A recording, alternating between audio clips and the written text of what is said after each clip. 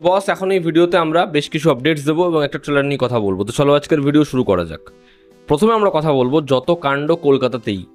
এই ছবিটা দুর্গাপুজোর সময় আসছে, অনিক দত্তের ছবি।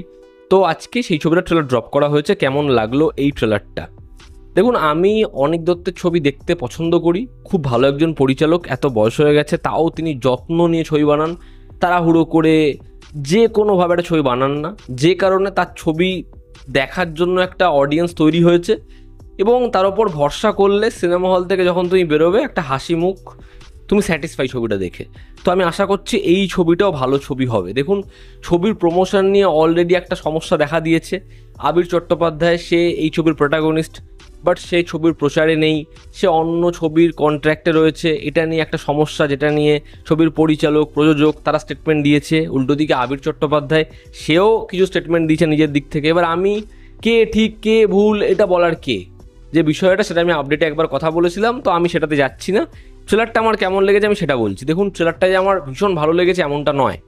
অনিক দত্তের প্রিভিয়াস প্রত্যেকটা কাজের ট্রেলারের থেকে হয়তো অনেক বেটার লেগেছিল আমার, বাট তাও আমি না এই কাজটার জন্য এক্সাইটেড। তার কারণ পরিচালক অনিক দত্ত যখন রয়েছে ছবির পরিচালনায়, আমি আশা রাখছি ছবিটা ভালোই হবে।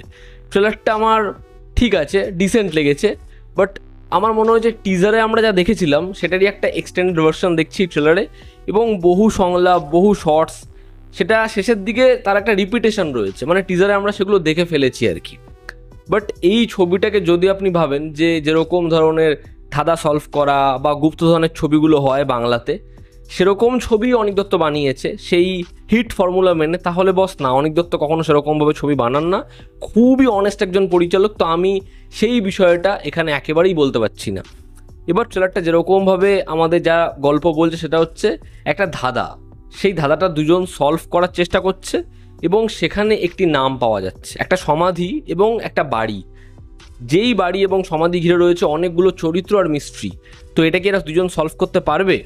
এটা জানার জন্যই আমাদের এই ছবিটা দেখতে হবে। 26 তারিখ ছবিটা নিকটবর্তী সিনেমা হলে মুক্তি পাবে। তো এই ট্রেলারে কী ভালো লেগেছে? প্রথম, এর যে কাস্ট সেটা ভালো। এখানে যেরকম ধরনের সংলাপ, ওই যে হিউমার যেটা অনিক দত্তের ছবিতে থাকে মেইনটেন, সেটা এখানে আবারও রয়েছে। আবিরকে দেখতে ভালো লাগছে, সাপোর্টিং কাস্টে যারা রয়েছে প্রত্যেককে ভালো লাগছে। কাণ্ড কলকাতাতেই ওটাকে যেরকমভাবে গানের মাধ্যমে ব্যবহার করেছে ভালো লাগে।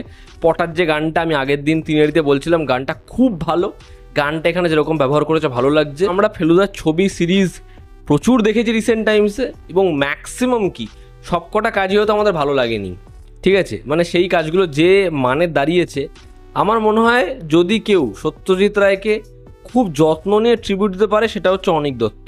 তো এই কাজটা আমার মনে হয় সেটা তো ফেলুদার গল্প অবলম্বন করে তিনি বানাননি, নির্মাণ করেননি, তবে তিনি যে ধাঁচটা নেবেন সেটা সত্যজিৎ রায় ঘেঁষা, এবং সেটা তিনি খুব যত্ন নিয়ে করবেন। তো দেখার কাজটা হয় কেমন।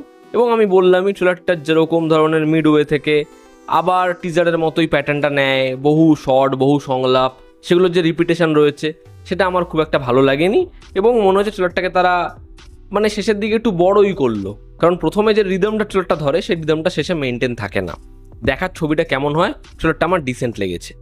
এবার যদি আমরা কথা বলি আপডেটসের, প্রভাস স্টার রাজা সাহাব এই ছবিটার ট্রেলার আসবে 2 অক্টোবর, এবং তারা হিন্দিতেও একটা বড় লঞ্চ ইভেন্টের প্ল্যান করছে, এবং ছবির প্রথম গান আসবে প্রভাসের জন্মদিনের দিন।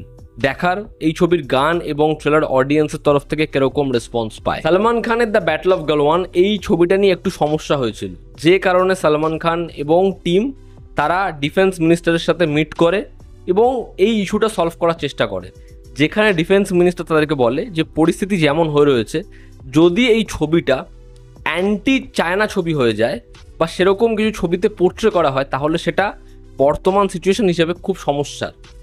এবং সালমান খান এবং তার টিম তারা জানায় যে ছবিটার থেকে এরকম যদি কিছু তারা লিখে থাকে বা ছবির মধ্যে এরকম কিছু যদি তৈরি হওয়ার সম্ভাবনা থাকে, তারা সেটাকে কাটাবে এবং ছবিটাতে তারা এটাই দেখানোর চেষ্টা করবে ইন্ডিয়ান সোলজারদের ব্রেভারি, তাদের যে কন্ট্রিবিউশন, তাদের কর্তৃত্ব, সেটাকে তারা চায়নার আগেইনস্ট এই ছবিটা বানাচ্ছে না বা তাদেরকে ছোট করে এমন কিছু দেখাবে না।